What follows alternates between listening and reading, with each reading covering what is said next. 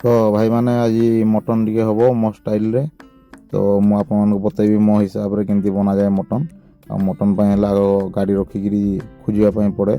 Mutton shop आ mutton shop जाइए mutton T नहीं आसवा पड़े। तो मटन केजी ये 700 टंका आम नौ मटन 500 टंकार आटा फास्ट कस्टमर आम कला खासुटे काटी लंबा कानिया खासु यार तो मिलने आम लोकाल खासु तो से नहीं पलि आसिले आमर मटन तापर आपण पाखे पियाज अदा रसुण टमाटो आलू गुटे हवा निहाती दरकार ता सहित अदा रसुण आ कंचा लंका को भल भाव कुटी नेबा कुटियापाई मैतर दरकार मैतर कुटे मु कुटी पारिबी नाही आठी सोरिष तेल आमर गरम हो गलानी आ सोरिष तेल भी निहाती भाव दरकार अलग तेल रे मटन बनब नहीं ता संगे रसुण दुईटा पकई देजी रसुण पियाज एका संगे अपन आग रसुण टा लालबा कथा कि समय आम पाखे ना से बुलिकी आग अदा रसुण आ पियाज एका सागे दे दी 3टा पियाज दे पियाज टे शीघ्र सीझीव कहीकि लुण टे मारिदेली ता सागे मटन को भल भाव धुईदेवा सफा सफा से काटी देखी हेले भी भल भाव धुईदेवा आम हिसाब से थरे 2 थर धुईदेवा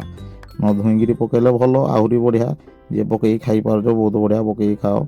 तो धुई धाई पकईदे ये अदा रसुण भी पकई देजी पेस्ट करके मैतर आनी देते सब एका सागे ढालिकी सब कषि सारे अलरेडी आमर मटन रे हाड़ ए बेसी देखा जाऊनी कहीं हाड़ बोनलेस बेसिक आनाही